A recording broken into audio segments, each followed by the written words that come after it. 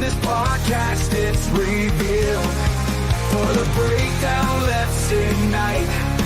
Black and gold, we're taking flight.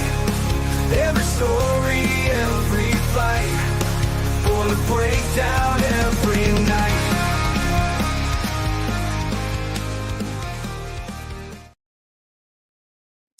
What's going on, Boiler Nation? It's Wednesday night. It's February 5th, 2025. First February episode of the Boiler Breakdown podcast. I'm Tanner Lee, but as you can see live here on the Boiler Breakdown YouTube channel and on Facebook, hit that like button, subscribe button, follow button, all that good stuff if you haven't already. Normal co-host Evan Webb is not across from me on the screen. He is taking the night off, taking the week off, whatever you want to call it.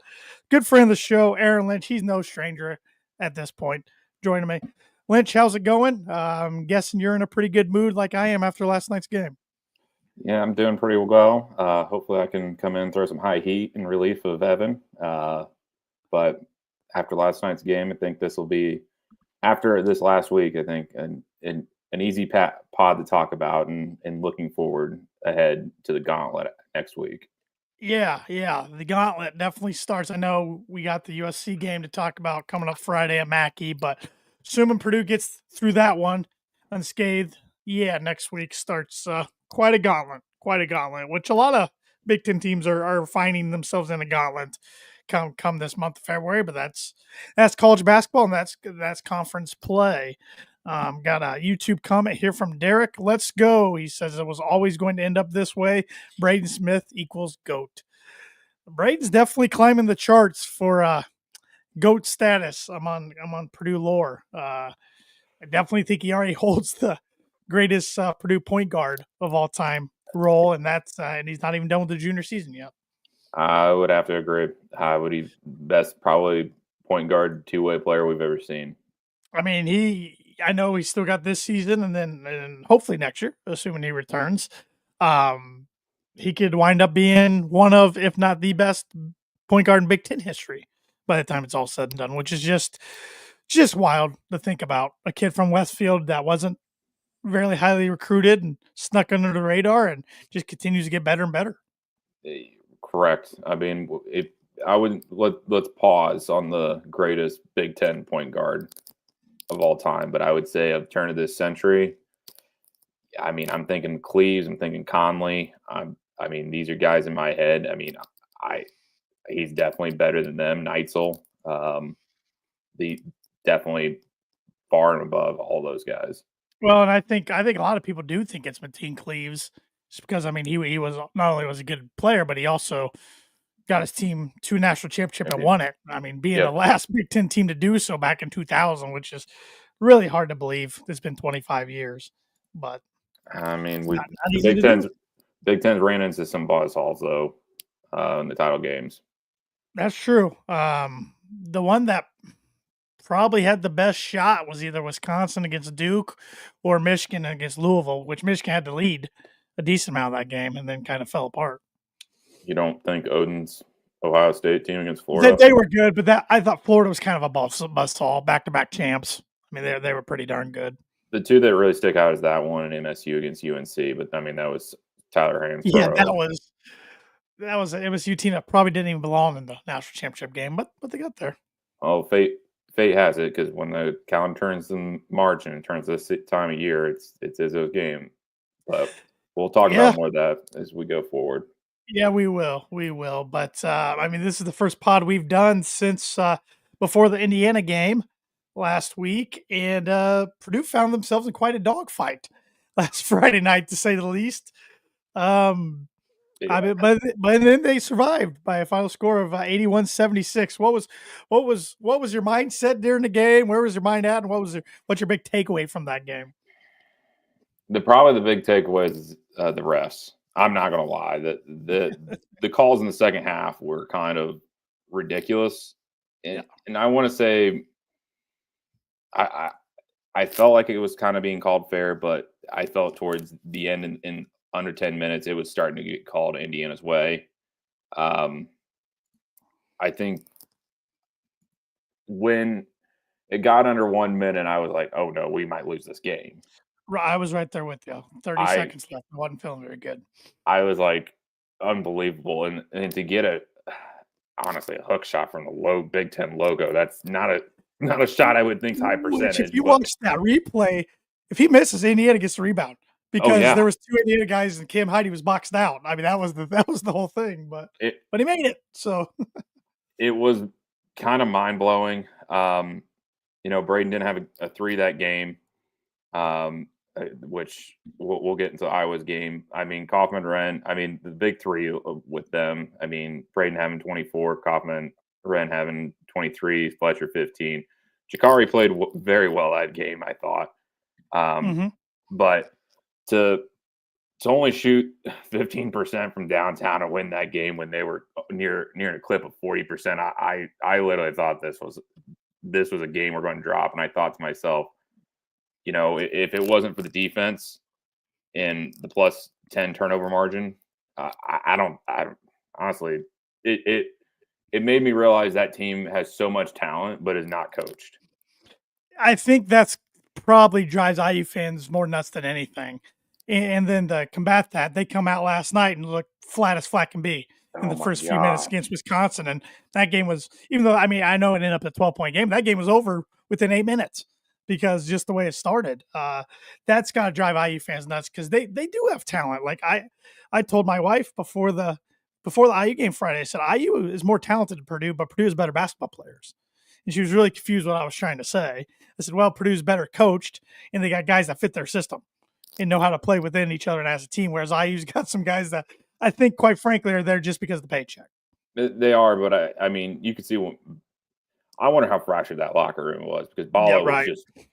Bala was hot on that sideline. Left the court without shaking anybody's hand after the game. And to every right he has to be hot because I mean, think about how they collapsed against Maryland, and it was Rice taking that horrid shot in the corner, like low percentage. And then they come out a week later and literally had the game pretty much handed to you from the refs. And from that point, all you have to do is honestly push Kaufman run out probably the free throw line. I don't think he makes that. Yeah. I mean, and you win that game. Yeah, looking at the stats, I mean, it's kind of crazy to see two teams shoot over 50% in a Big Ten game, but Indiana shot 56.6%, Purdue shot 52.7%.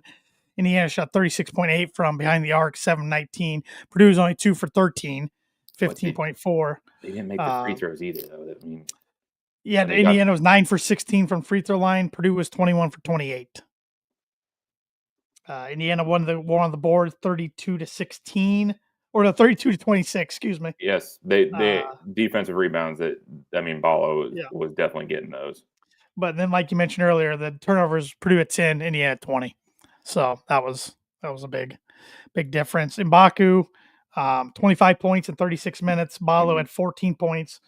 Trey Galloway, maybe his game of the year, 15 points. And then Luke Goody, 13 points. And even Anthony Lil had 6. Yeah, the Indiana boys, which Woodson did that. I mean, that was a wrinkle he put in there. He played the Indiana boys a bunch, and they seemed to care.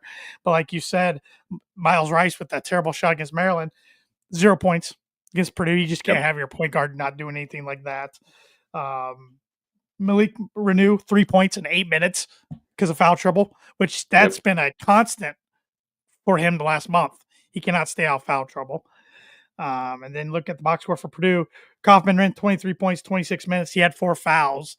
Braden Smith, 24 points, played every single second of the game. Fletcher Lawyer, 15 and 31 minutes. Those were the only 3 guys double figures scoring. Jakari was third in scoring with 9 points.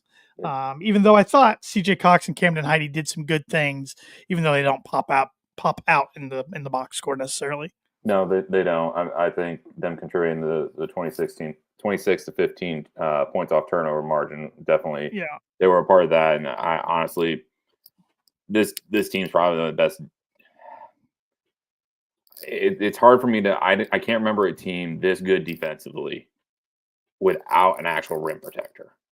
Yeah, no, I agree with you. And it's funny because midway through December to late December, Evan and I are constantly talking about how bad this team was defensively. Mm-hmm. And it just kind of, ever since that Minnesota game in January, clicked. Something clicked.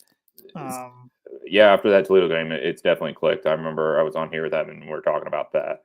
Um, Yeah. I, I just see there's some deficiencies, and I've been having this argument, and I don't know if you and Evan have talked about this, but I think this team, there you categorize teams in regards to elite. I think Auburn is just an elite team this year. Yeah. Yeah. I think there's 3 locks for 1 seeds right now, which I consider elite teams. Correct, and I think this team is like a very very good team Mhm. with us. I think there's deficiencies in regards to low post passing. I know I texted you yesterday and I said if TKR could actually pass like Travion, like this opens up this offense completely with Mhm. cross court passes. But not having a rim protector on defense, I know it doesn't hurt us right now, and not having when TKR goes out on offense. I mean, Braden had created his own shot last night, but Yeah. when if Fletcher's not hitting threes, I mean, it goes back to hitting open shots and a post guy, and maybe Jacobson can be it next year, but I think that's where this team is moving forward. We'll see next week, but Mhm.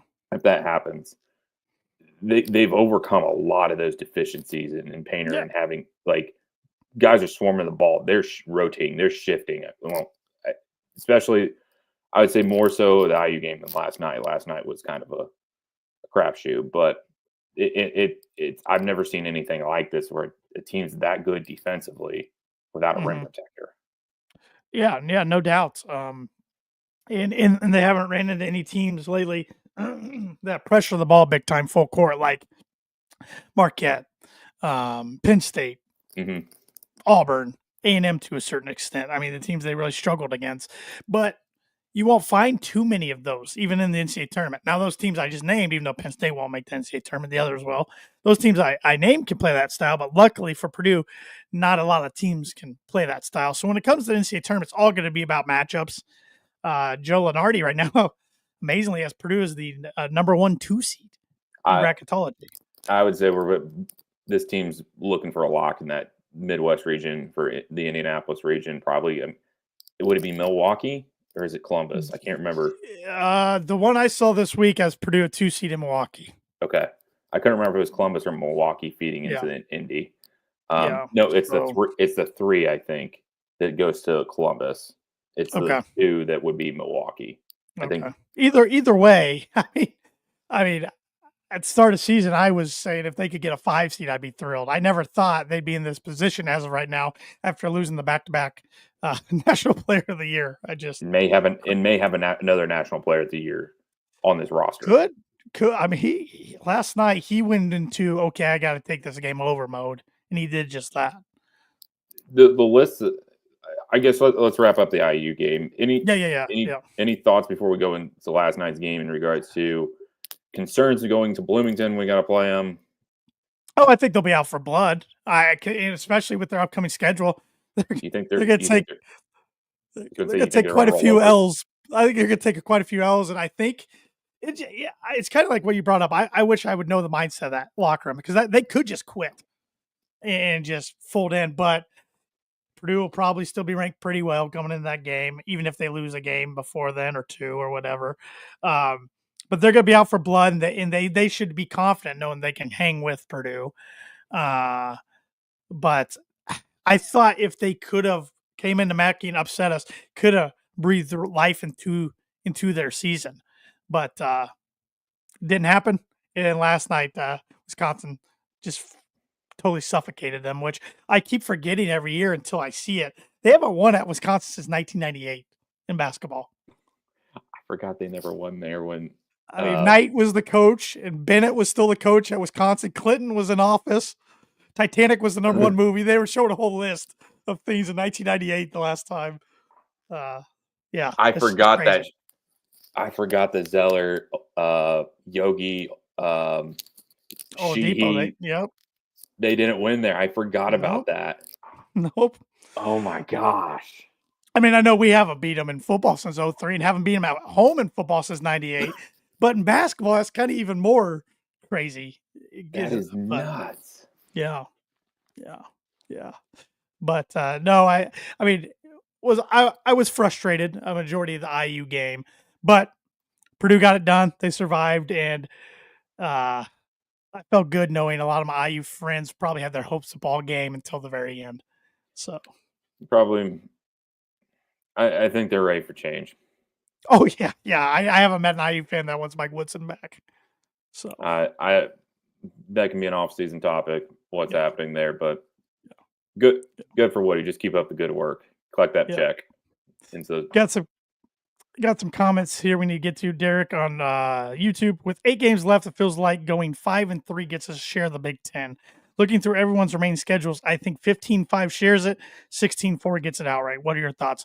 I agree with 16-4. I've said for a long time Yep. I thought 16-4 would get it done. Yep. So I'm right there with you. no other comments on that. I agree. Said Berkey on YouTube, we may be in first, but we still have a long way to go. Need to earn every win, and hopefully we can get a three-peat. Oh, there's no easy game in conference play. I don't care if it's a home or on the road. I mean, everybody thought Minnesota was an easy game at one time, and they're definitely not the worst team in the conference. So Nope. They're fine to get into the Big Ten tourney. yeah, which is going to be interesting. I keep forgetting 3 teams aren't making it this year. So Cameron Day on Facebook, Shamrock Boys saves our ass again. Cameron Day is a Westfield Shamrock himself. So yes, I'm fine with him doing that. Yep. Ted Berkey again on YouTube. Could Braden earn Player of the Year next year?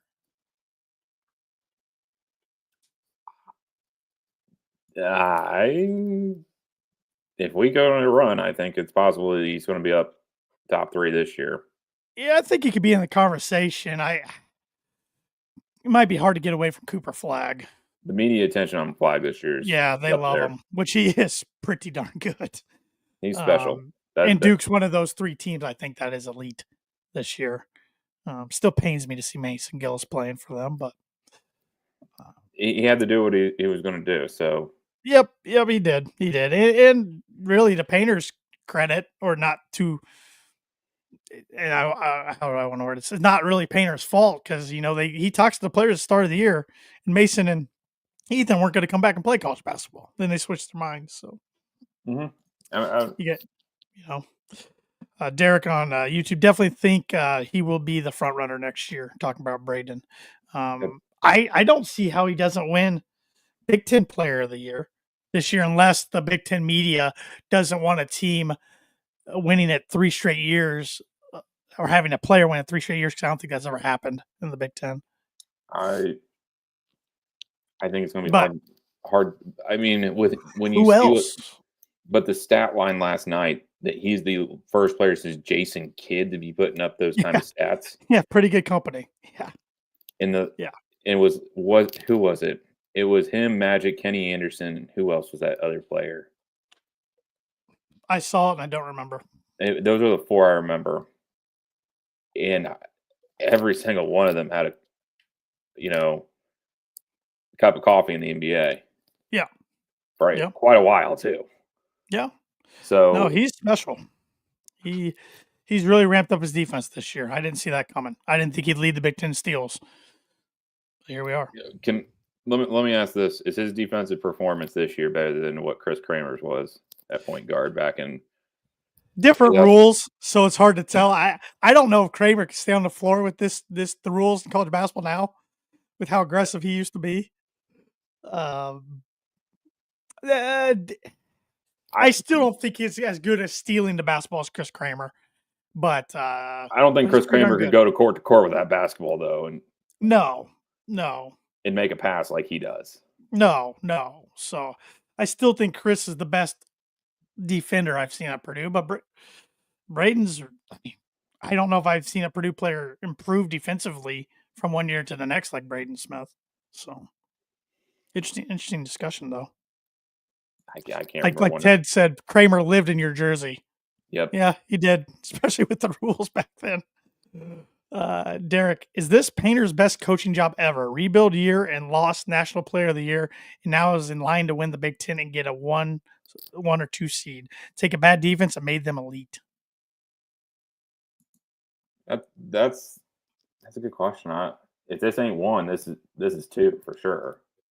Yeah, this is a pretty good coaching job, especially. I mean, look back in December when we dropped 4 games by the end of December. I think a lot of fans were in panic mode. I would agree. I'm trying to. The thing is, with all these underclassmen, I mean, yeah, they do have experience, but they all technically are underclassmen. Mm-hmm. Not a senior-led roster. You do have some deficiencies in the post, Yep. and you've now really covered those up with an elite point guard, and Coffin Wren stepped up to be a post presence that I didn't think he could ever. If he was going to be this, I thought it was going to be his senior year, more or Yeah. less. Yeah. Yeah, I agree. I always thought he would end up being a really good player by the end of his career at Purdue. I mean, you could see like the raw footwork the last 2 years, and you knew he had skill. Mm-hmm. I didn't think he was going to make this big of a jump though, from a sophomore to junior year, like he has. Correct. Maybe 14 is the year, like 14, 13, 14, when that was probably, I think, maybe Painter's other job that's sticking in my head. You mean 14, 15? 14, 15, yeah. 13, 14, we were got off. Yeah, So we were in school. Yes. We got last. No, that was 12, 13. 12, 13 Well, was last in the Big Ten. I thought We're last 13, in football. 14 was last. 12, 13 was Okay. No, you're right. We weren't, because that was DJ Bird's senior year. Yes. It was 13, 14. You are correct. Yeah. Overlapped. Football 13. The basketball started in 13, finished at 14. We were last in both 14, seasons. Yeah. 14, 15 is the year I was thinking would potentially could be one. Vince Edwards, PJ, Isaac, Dakota's freshman year. Yeah. Yep. Yeah. And because you still had AJ at that time, and also Rafe Davis. Yep. Derek on YouTube, I'm mind blown at Braden's durability, playing as much as he does with his usage and at his size. Yeah, me too. I don't know how the guy could play practically 40 minutes every game without taking a breather. Yeah. Ted Berkey, speaking of Raphael, said Raphael improved tremendously defensively. Yeah, he did. Yep. I remember watching him in high school. He did not play a lick of defense. Derek on YouTube, Painter said for 2 years that TKR was an all-conference player, but was behind Edey. Never believed it to this extent, but I have to trust Painter. No, I remember Matt saying that too. Yeah. He saw the potential. We just didn't think it was going to be right now. No. And really, I thought Miles and Heidi would take bigger steps this year than they have. And I know Cam's he'll rebound now and then and do some other stuff, but he just hasn't been able to hit the open shot. Miles is just in a funk right now. I feel bad for him. But the bad thing is, not only he's not hitting shots, he's not doing anything else. So that's fine. He had that big block. I'm not going to lie, going up at the rim. Yeah, but he's not getting a lot of rebounds, and to where even though they had some freshmen kind of bumps in the road early on, CJ Cox and Jakari Harris are starting to play very confident, especially defensively. Yep. Both those guys. So no, I would 100% agree. Yeah, especially Jakari. I mean, CJ's probably been a little more consistent all year than Jakari, but Jakari's starting to really find his own. He's showing flashes now. Yep, and as Derek points out, TKR is up to almost 19 points a game. It is. Yeah, he's making a bid for all conference for sure. Sure. Absolutely is.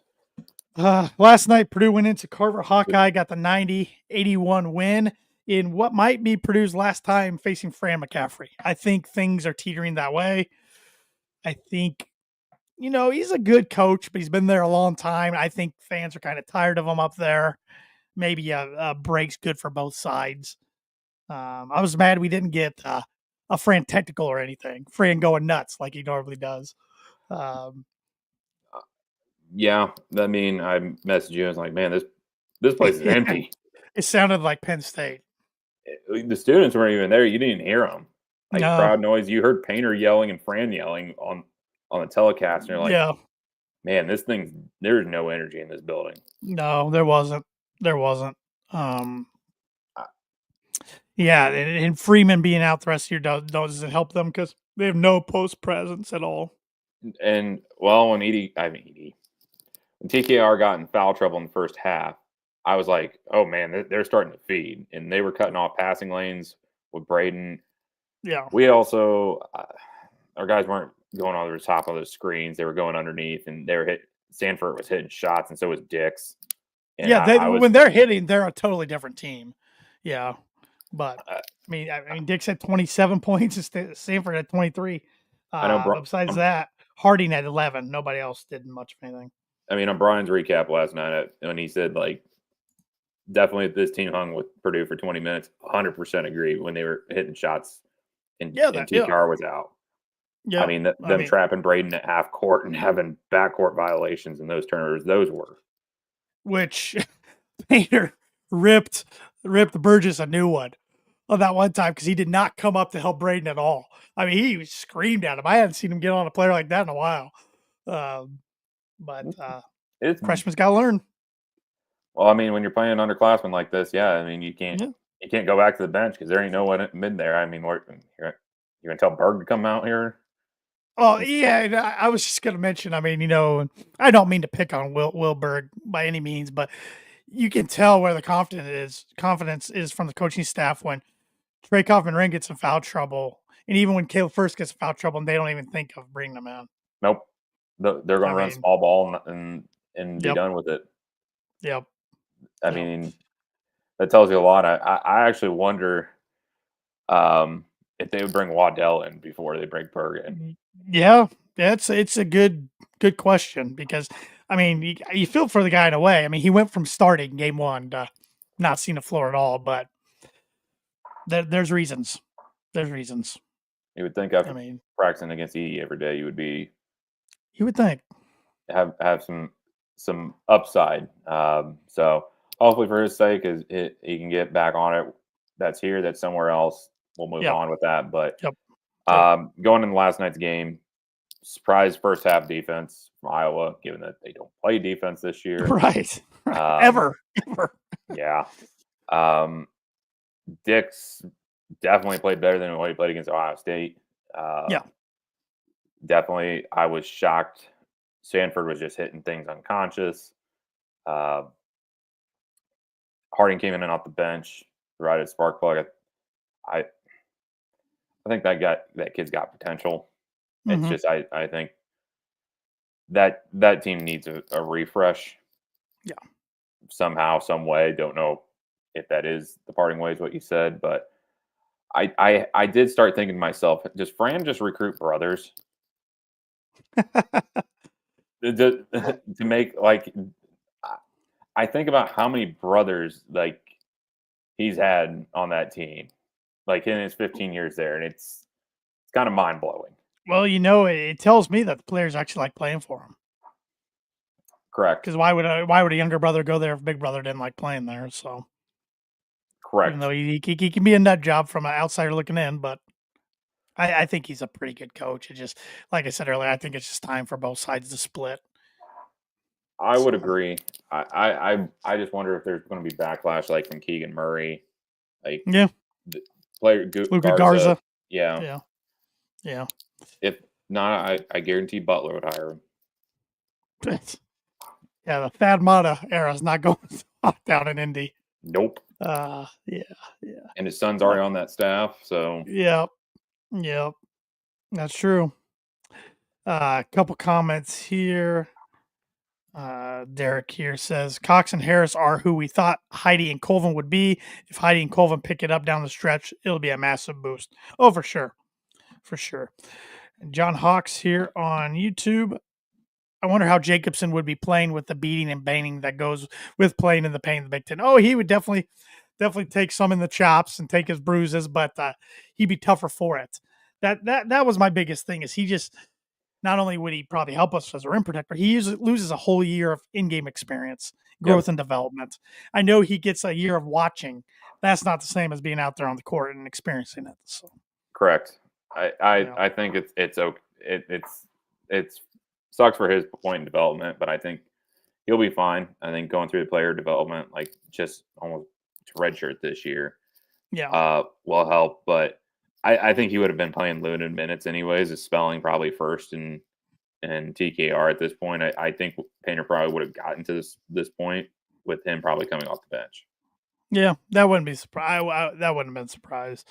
And going back, if you were saying Waddell would play over Berg, John said Waddell can shoot the pill. That's why. Yep. No, Waddell. I mean, find me a better 10th or 11th man in the country. I can't. Derek says, got to run. We'll watch the rest later. Great job as always, guys. Boiler up. Also, let's go Oregon. Oregon is currently playing Michigan. Yes. Mitch Melton on Facebook, going back to your comment about my Fran's son being on Butler's staff, but his other son left. He did. He did. He didn't want to play for dad anymore. That is true. I totally forgot about that one. Yeah, I saw him on a commercial the other day for Butler. Yeah, I don't know how he's doing. I mean, they're not doing good as a team, so I don't think his season's going that great. I think are they last in the Big East or Paul last? Holtman's done a better job at DePaul than recent years, but they're still struggling. So I don't know. That's a good question. Last I checked, Butler had won 8 games only, so I was. Yeah, I'll have to check that here in a second. John said you got to be in the family to be made a Boilermaker. And Ted, it is sad that another old coach in the Big is leaving. Iowa isn't a school that is hard to dislike. And that's just our speculation. I mean, we could be wrong. He could be back, but I think we could see a couple Big Ten schools make coaching changes. So, I think there's probably at least 2 I can think of for sure. Yeah. Who's the other one for you? I think one's going to open up, and it's just I think that there's just going to be movement. Like, let's say UCLA is what I was thinking. Cronin. Yeah. I just feel like someone's going to go to a different job, more or less, not get fired. It'll be interesting to see what happens with Rutgers and Peichel. He's done a really good job there, but I don't. They can't get anyone better. That program was trash. It was trash. It was trash. When they got to the Big Ten, Purdue was beating them by 50. The only one I've thought about lately is just because of how bad Notre Dame's been. Is Shrewsbury regretting leaving Penn State? He could be. Yeah. Because I felt like that program is turning the corner. I understand he has a top 5 recruiting class coming in this next year. Right. It's going to be what can that class do? But if in today's age, if you're losing, why would Burton stay? Why would some of these other guys who are on your roster stay? Why wouldn't they go elsewhere? Correct. So, and if Harrelson's as good as they say, he might be a one and done. So, I can't remember the last one and done in Notre Dame. I don't know if they've ever had one in our lifetime. I'm gonna look that up. I mean, I remember I've a couple guys jumping after 3 years, like Troy Murphy. They've had a couple others I can't think, but yeah, no, I don't remember any one and dones. Why don't you pay some bills and I'll look it up real quick? Okay, I can do that. But yeah, maybe you're heading down to Lafayette, over to Lafayette, up to Lafayette. I don't know wherever you live, what direction to get to Lafayette. Maybe you're in Lafayette and you just drive over to Mad Mush. But what I'm trying to say is if you're looking for anywhere to eat before or after the game Friday night when the Boilers take on USC, you can't go wrong with Mad Mush. Boiler Breakdowns brought to you by Mad Mushroom, serving Boilermakers since 1993.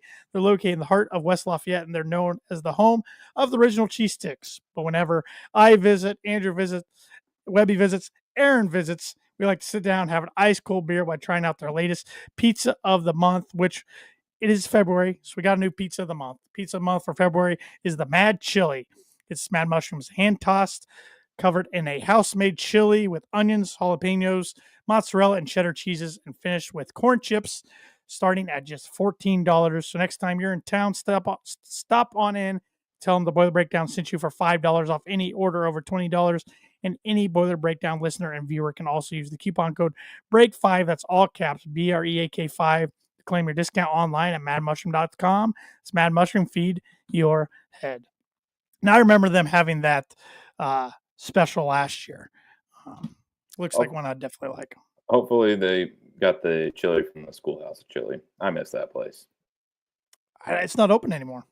No, it's been closed for a long time. Oh, you're just saying, got the recipe. Got the recipe. One of the many recipes they had. Okay, I got you. Yeah, Schoolhouse Chili, miss it. Yeah, that was I was a fan of that place. So there was one. Blake Wesley, who on the Spurs went 25th in the 2022 NBA draft. I forgot about that kid. Yep. Wow. Michigan native. Yep. I totally forgot about him too. Yeah, totally forgot about him. Good for him. But yeah, going back to the Iowa game last night, the stats were pretty closely even across the board. Purdue shot slightly better, 52.6%, made 30 of 57 shots. Iowa's 30 for 58, 51.7%. Behind the arc, Purdue shot 48%, 12 for 25. Iowa's 36.7%, 11 for 30. As the commentators kept saying, Iowa needed to hit at least 15 to win the game. They weren't wrong. Nope. Free throws, Purdue was 18 for 23 for 78.3%. Iowa's 10 for 16 for 62.5%. And the guys who missed the free throws for Iowa were guys that normally hit pretty much all their free throws. So, that was shocking. Yeah. I'm trying to check here. I see I got a text message from Webby here. Trying to see if there's anything. And also with that win. He must be watching because he said Wesley was one and done for ND. Friends with Ivy. Okay. Yep. Yeah. Good call there. I forgot about that dude. So should have called in. Yeah. Rebounds, Purdue out rebound Iowa 33-26. 10 of those are offensive, 23 defensive. Assists, Iowa had more assists, 19-13. Iowa had 4 blocks, Purdue's 1. Purdue had 9 steals, Iowa's 5. Both teams had 11 turnovers. So pretty even across the board. Definitely even across the board. That's quad win 13 as well for us. Yep. I think we're still 1 behind Kentucky and Auburn. Am I right? That sounds right. Top of my head without doing any research. Which Kentucky got smacked. Kentucky got whooped last night. And you were complaining in November when I was like, we got to win this Ole Miss game. I was. And you were like, calm down. There's more. And I was like, no, this is a big game. You're right. I was wrong. You were 100% right back in November. Caleb First last night, 10 points, 9 rebounds, 27 minutes. Drake Hoffman ran 25 points, 7 rebounds in 27 minutes. Braden Smith, 31 points, 6 rebounds, 4 assists in 40 minutes. Fletcher Lawyer, 9 points, 4 assists in 27 minutes. CJ Cox also had 9 points in 23 minutes. Jakari Harris, 3 points in 21 minutes. Camden Heide, 3 points in 21 minutes. Miles Colvin played 8 minutes, did not score. And had that huge Raleigh block. Burgess. Yeah, Raleigh Burgess 5 minutes and did not score. So yeah, that was the trip to Iowa, the one and done for Purdue against them, unless they see them in the Big Ten tournament. Purdue still has 2 teams that they'll see for a second time coming up in Indiana and Rutgers. Yep. Here, I think that Rutgers team is going to be completely different. Probably. I see Harper is questionable tonight against Illinois for the first time in like 2 months. So I think it's got to be conditioning at this point. Why he's not? I mean, he's got to get tape on. I mean, he doesn't have to, but he probably wants to put some good tape on there for the scouts. He's got dad. His dad's genes at this point. Yes, Ted, thank you. I don't know how I missed the Michigan game coming up next Tuesday. Yep. Yeah, that one too. Obviously, that's a big one, and they'll be out for blood for sure because Purdue just absolutely whooped them the first time. And I was going to just check the score right now to see how they are doing against Oregon. Let's see here. Michigan is up 58-46 with 14:29 left. Still a lot of Oregon is just imploded on itself. They have, but it's hard when you're coming into a new conference and this isn't football where it's like 1 a week travel. I mean, I can't imagine what their travel schedule is like. Wonder how like women's basketball is compared to like men's on the West Coast team. Well, just wait till the spring sports too. Yeah. Oh yeah, for like baseball, softball, and track. Yeah, absolutely. Yeah. Ted Burke, I'm nervous for all of our road games left. We could lose any of them. Yeah, that's just life in the Big Ten.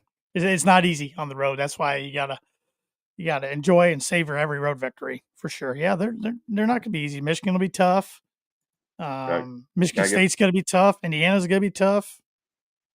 Illinois, of course, gonna be tough. Yeah, so sick of playing them at the end of the season, but whatever. It is what it is. Yep. I don't have any other comments on last night's game. Just another good quad one win. Yeah, scored 90 points, get the dub. So, Not on Peacock this upcoming Friday night when USC comes into town at 8:00. It's Fox Sports 1. Um, Still could be Stephen Bardo again. I don't know. But I was trying to look it up. I cannot find. They probably have. I just can't find any good reference. I'm on college basketball reference or sports reference for college basketball. I cannot find We've where never Purdue played has them. played USC. We've never played them So, in basketball. I've looked too. yeah. So, yeah, Trojans coming into town, coming off a bad loss last night at Northwestern. Yep. Who's without Brooks Barnheiser anymore for the rest of the year. I didn't know if Nebraska or I didn't know if Northwestern, would win another game, and they win the first one without him. So, which actually Chris Collins is doing a pretty good job there with everything they've been through. He's going to be he's going to be able to choose to leave, or it's going to be a mutual parting of ways whenever that time comes. They're happy with him. Yeah, I am looking up here just to double check if Purdue's ever played USC. I'm finding every opponent they've ever played, and I'm not. I looked earlier today and I couldn't find anything. Yeah, I'm not seeing it. So unless we're wrong, it'll be the first time. They played in football before. And of course, the Rose Bowl and in 1998 Pigskin Classic breeds his first start, and they'll play this upcoming fall in football. But there might be an old game from the early 1900s that we're missing that's just not referenced. Could be. So, yeah, Fox Sports 1. I mean, we're following. I believe we're following Live Golf on Friday night. Oh, really? So, yeah, hopefully close out a week.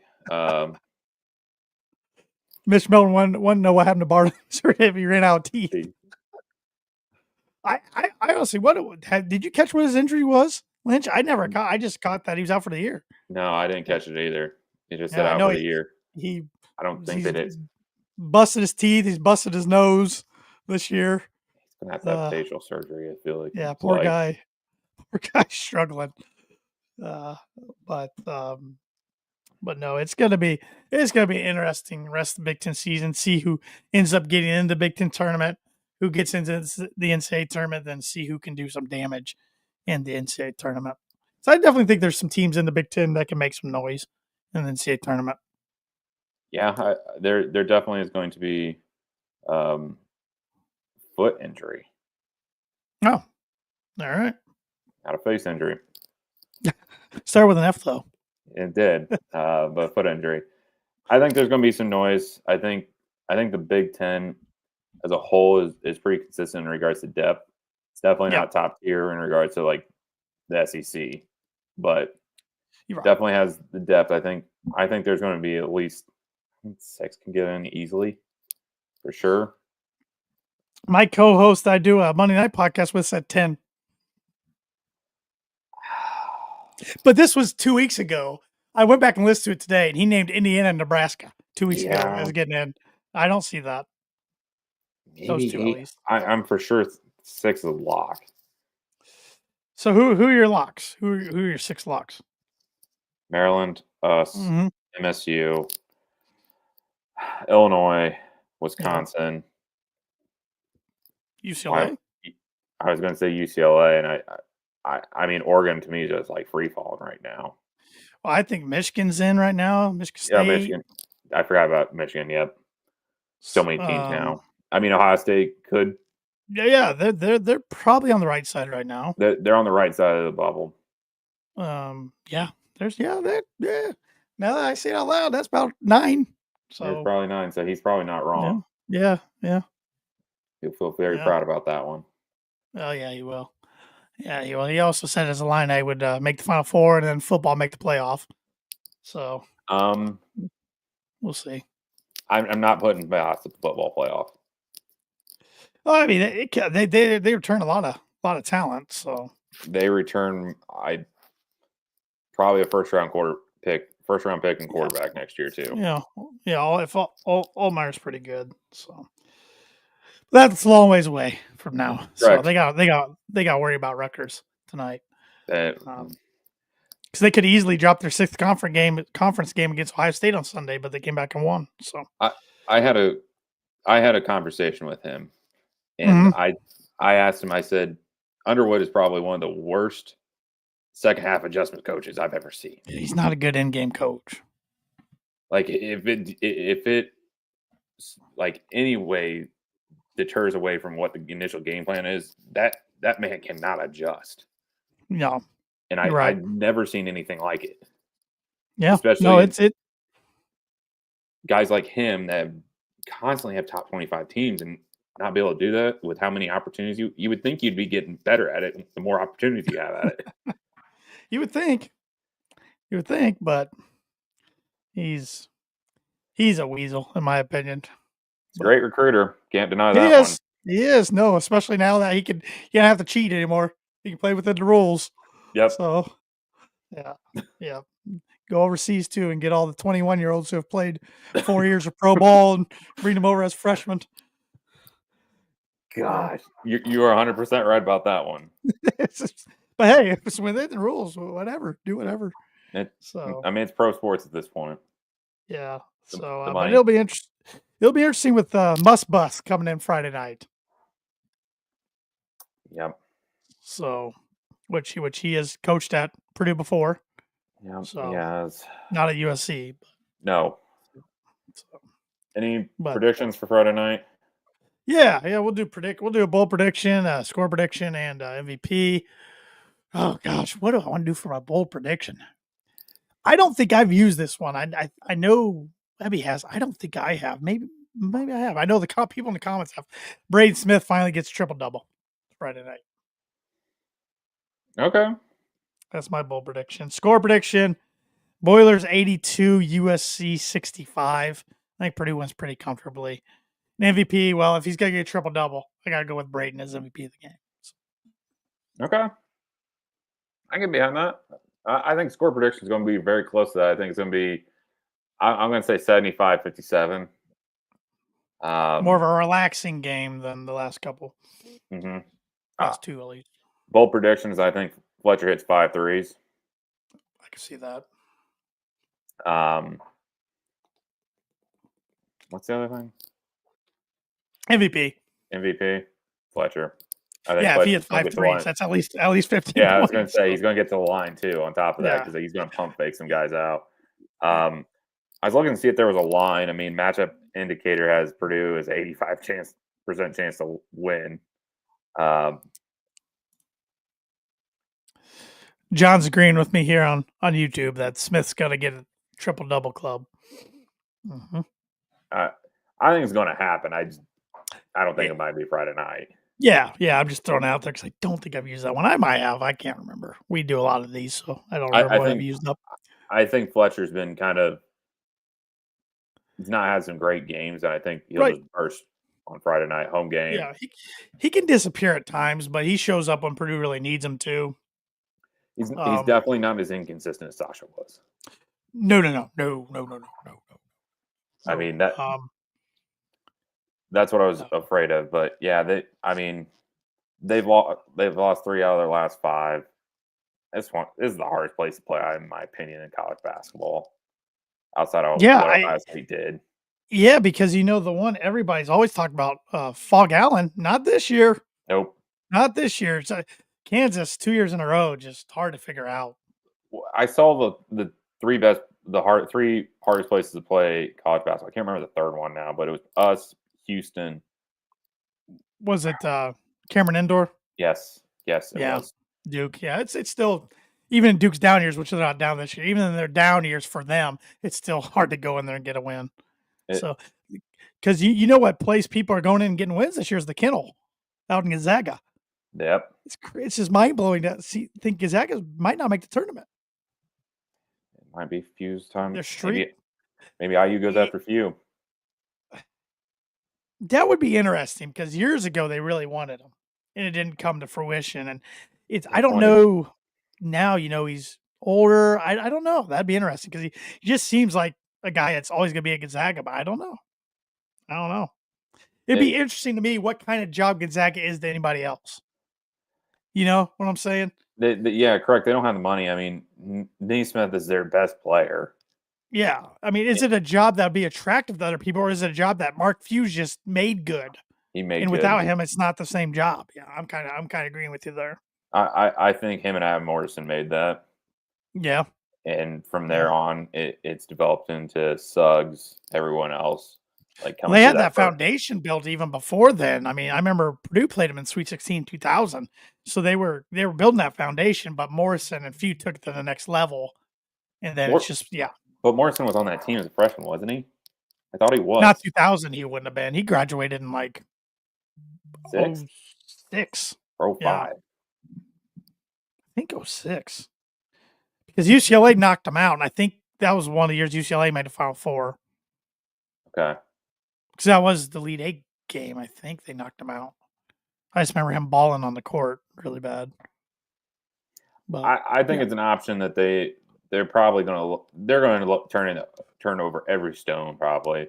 well, They're they going should they're going to do if the they're Chris smart. they're going to do the Ryan Pace thing or Chris Ballard and interview everyone on the face of this earth.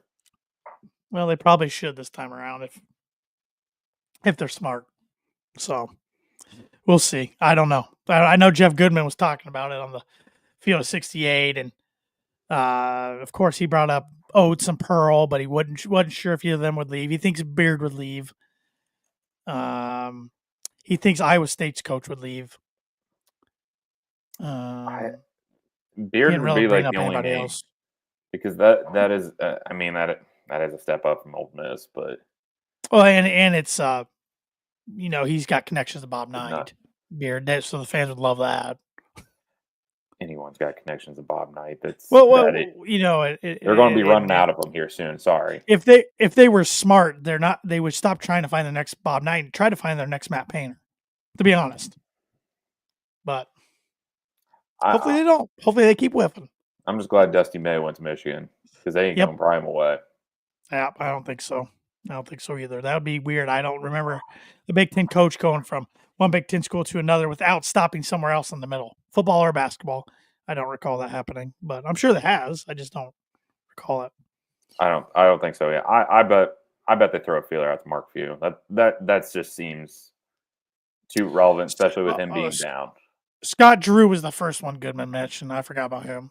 He was the very first one you mentioned. He said you have to call Brad Stevens and make him say no, which he will. You have to make him say no. Then he said you call Scott Drew and go from there. Which I could see Drew leave.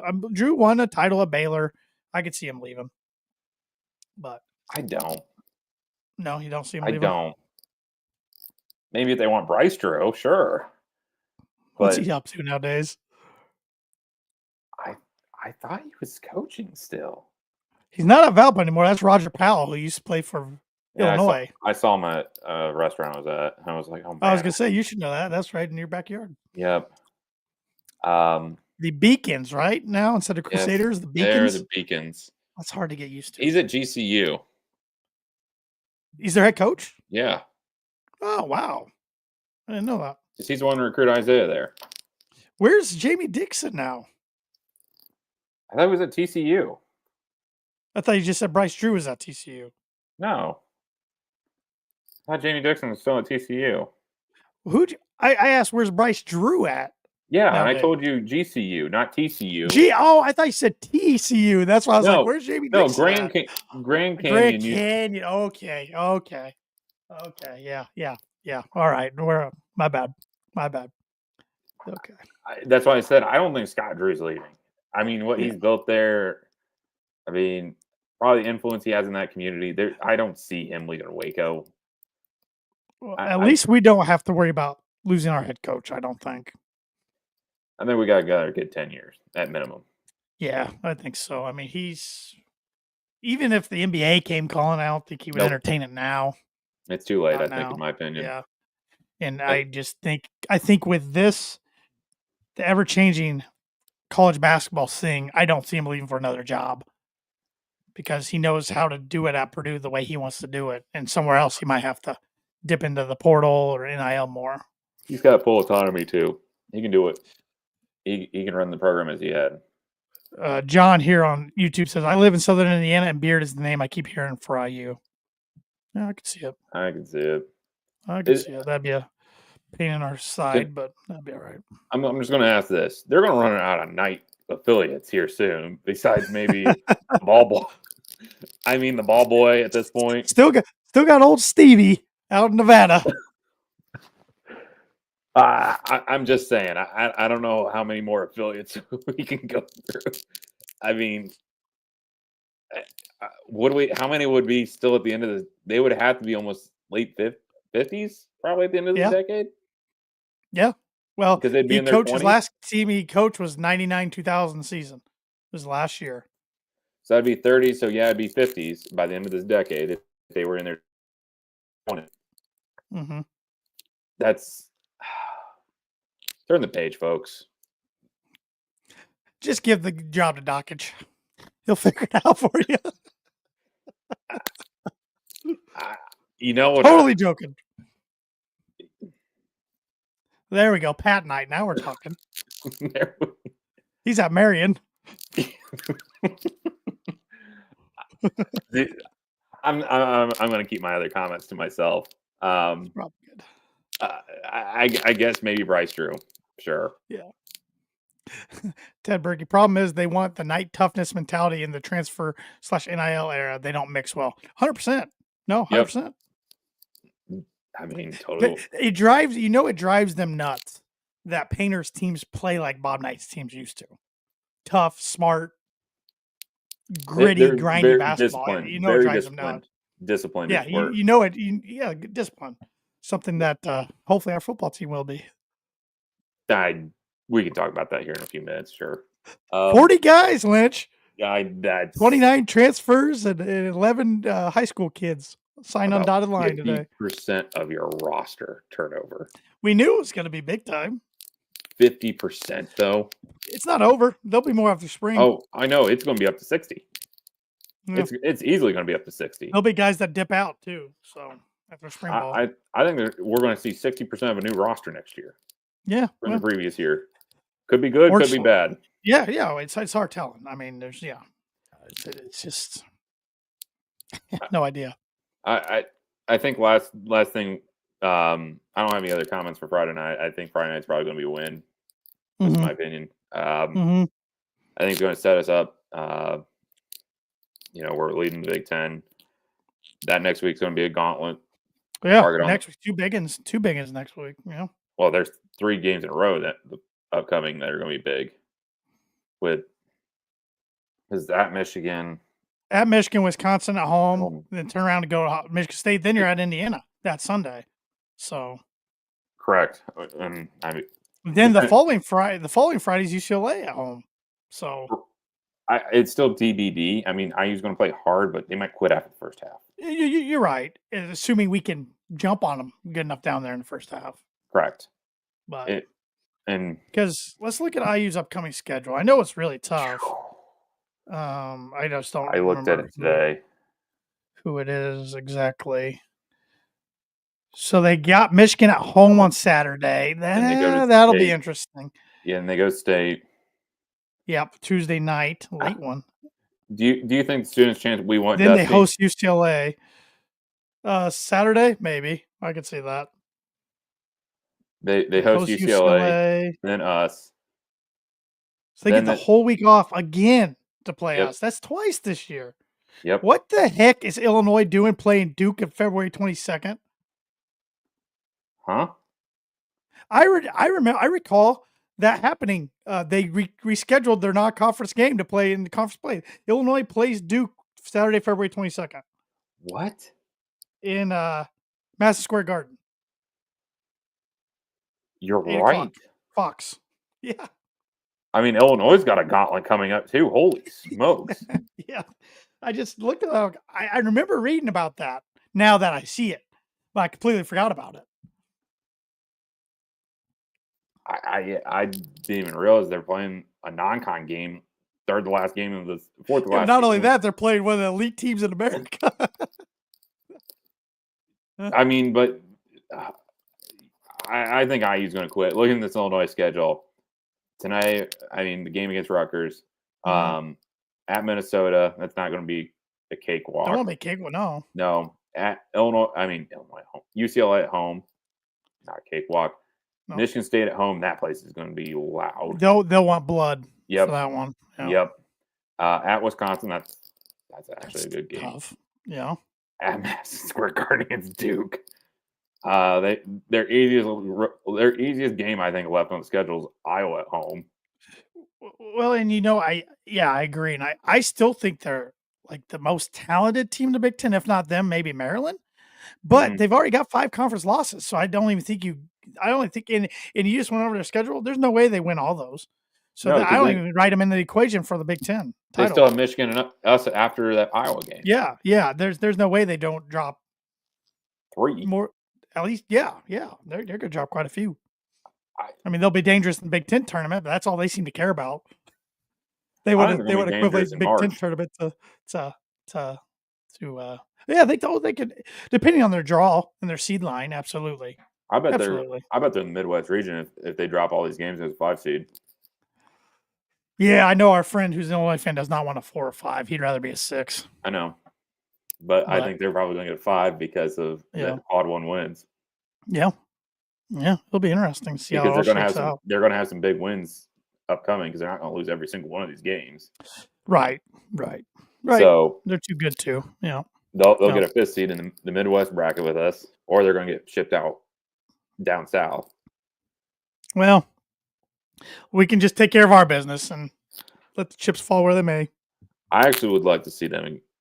Did they play against? No, they played against Bama. They didn't play against Auburn. I'd love to see them go. They Against didn't play Auburn. against Auburn, no. They didn't play against Auburn. I want to see that team match up against Tennessee or Auburn. To be Yeah. honest, I think those Be would nice be. for yeah. It will. I only player for player, they're the most talented team in the Big Ten. But Thanks for stopping by, Ted. Have a good night. Yeah, it's gonna be interesting. See how it all shakes out. I mean, we're only on February 5th, so got a whole another month. why don't we play one more bill and then we can move to football. All right, let's do that. Great place to get not only Purdue merch, but merch of all sorts of colleges in Indiana except Notre Dame, and even professional teams in Indiana. Cultural T-shirts in Indiana, all sorts of things. That's the shop. The shop's been open since 2011.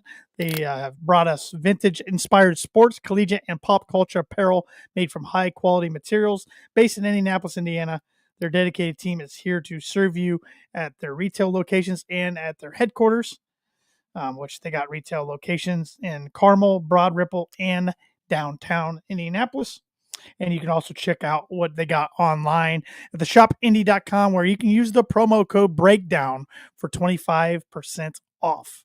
That includes you can use 25% off on the brand new Purdue shirt they just dropped this week, which is a blast from the past. We're talking the Gene Pool days, Mm. the Gene Katie era. Got the comb over on the basketball. Nice. 2004 Gene Pool throwback. They got a lot of good stuff right now. They got the Script hoodie. They got Script t-shirts in. They got Script knitted hoodie, which I know Webby's got that. They got Purdue 3P conference champs, which hopefully they got to print up new ones of those here soon in the future. Yep. They got Purdue Pete 90s Stonewash shirt. They got Ever Grateful, Ever True oatmeal color, it says. They got Arch Pete. They got all sorts of things. They got the big drum. They got the Ross A t-shirts. They got the old gold t-shirts. They got the 90s retro t-shirt and sweatshirt, just like the one I got on right now tonight. All sorts of stuff. Cradle of Astronauts. They also got great drinkware too. So like I said, go check out the shop at theshopindy.com and use the code breakdown for 25% off. You will not be disappointed. Unbelievably comfortable apparel. All right, Lynch, what do you want to talk about football? Let's talk about the roster turnover. I mean, 40 new guys in Odom's first class to date, 29 through the portal, 11 through high school. Winter workouts have started. Yep. Conditioning. Spring ball will be starting soon. Most anticipated spring game that I can remember in a long time, coming up in April. I think Brahms was more anticipated than this one. How so? We wanted something like Braum with all the new 5 stars, like George coming in, Rondale. I'm talking that, not first. Okay. I was talking more of, You got 3 quarterbacks legit fighting for a job. You got guys all over the field of positions fighting for jobs. That's what I was with the intrigue for me is coming out. Every position's up for battle. Except Maccabee. Maccabee's got running back 1 locked, but besides that, I mean, I was hoping Crimmins would stay, but he ended up going to Illinois. I know he shot a playoff, but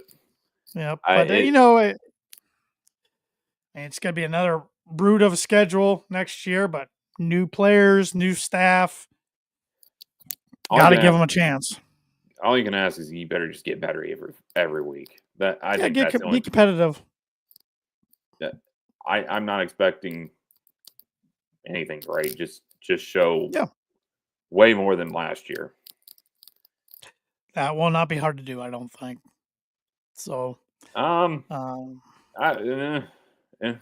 don't know. We could go worse. We could lose those first 2 games. No, they could. I just don't see that happening. I mean, the talent that Southern Illinois and Ball State's going to throw out there. Ball State has a new head coach too, so we're in luck. Yeah, yeah, they do. Came from Butler. Yeah, I don't know. Well, we'll see. We're a long time away, but I'm just real intrigued because, I mean, I presume Malik Singleton will get the first crack at starting, but they sound real impressed by the kid coming out from Washington State. Oh, from what I've read, I can't think of his name off the top of my head. It don't matter unless there's better O-line play. You have to have better O-line play in the trenches. Well, they got a complete new line. They do. So, which they did get their first 2026 commit tonight. Was an O-lineman. Yes, I did see that. I was happy. Makes me smile.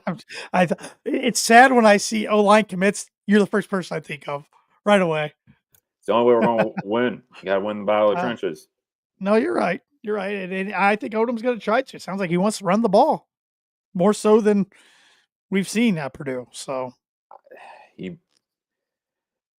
unfortunately, I'm going to sit here and say that unless we get better O-line play, we're not going to be able to pass the ball because unless we have elite playmakers. I mean, we've seen in the past 10 years, the only way we win is if we have true NFL talent on the team. But yeah, I can make an argument. You can go back throughout the Purdue football history. Unless Purdue has an NFL caliber quarterback, they don't win.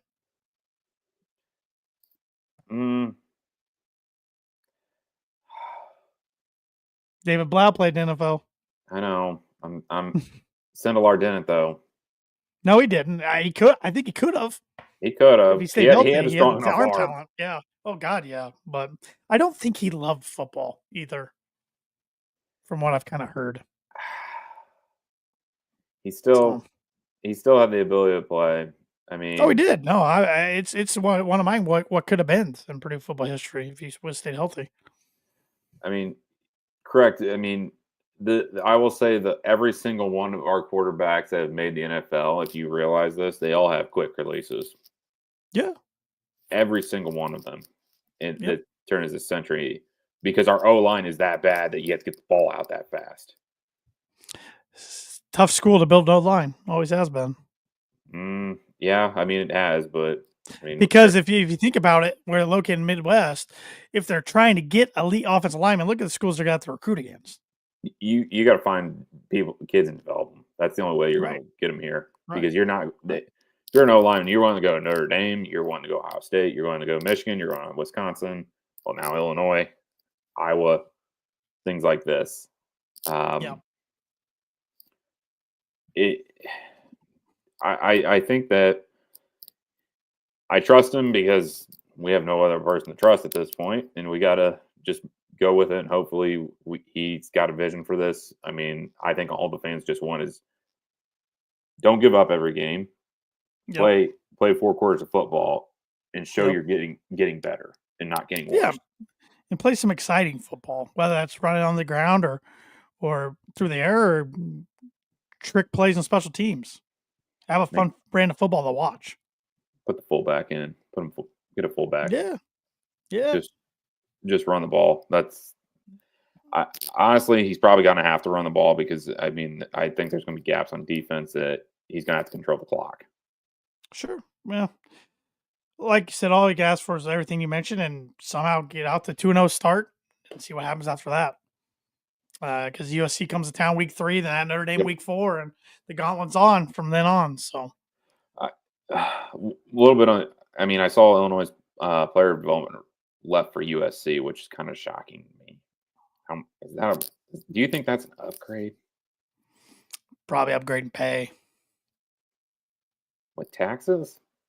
Now we're getting to a whole different Yeah, topic. I was But gonna say you would bring up taxes, but it probably still is from a true talent standpoint in getting players to the pros. USC probably does, but no, USC's definitely fell down a notch. I mean, this is a big year for Lincoln Riley.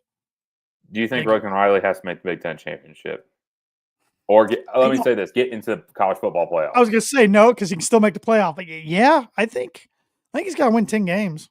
10 games will get him in. Where did So, Miller Moss end up going? I think Louisville Yes, you're right. Yeah. with Jeffrey down there. It's going to take another transfer. It's not going to get. He'll never develop a quarterback ever. I'm Ever. Brady. Aiden's Why'd the you closest leave? thing. Aiden's the closest thing. Yeah. Yeah, And you're he right. was just, and he was a walk-on 6th ring that lucked into getting a chance. But I mean, besides that, Blau was already there. Sindler was already there. Dotery? Jack Plummer Dotery? was his baby. What about Dotery at Western Kentucky? Remember he got a cup of tea with the Dolphins in the NFL? Yeah. Well, Braun was only at West Kentucky for 2 years. So yeah, he didn't have that. No. So I don't know. He took Tyler Sal this past year, 7th-year guy from Texas Tech. So He's probably just going to keep hitting the portal because I would have thought he'd been playing Brady since he transferred. well, there. did you see what he did? Mm-mm. He went into portal again and took himself back out and went back to Louisville again. He can't make up his mind. He must not get the offers that he thinks he's going to when he goes in the portal or something. Or he's just cool with being a backup. Or he's just cool being a backup. He's not played, so what is he going to have on tape? Some of these schools I don't think care if you play or not. You think Ball State cares? Hey, don't be sending stray shots to them. I mean, they're the first team to pop my head. But he doesn't even want to go try somewhere to play. I think Yeah, I know. It's weird. I mean, how many snaps has he taken ever? Gotta look it up. I don't even know if he's taking an official snap, has he? He doesn't have a COVID year either. Come on.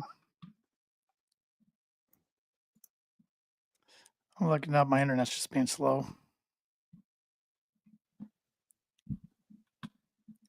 Oh, here we go.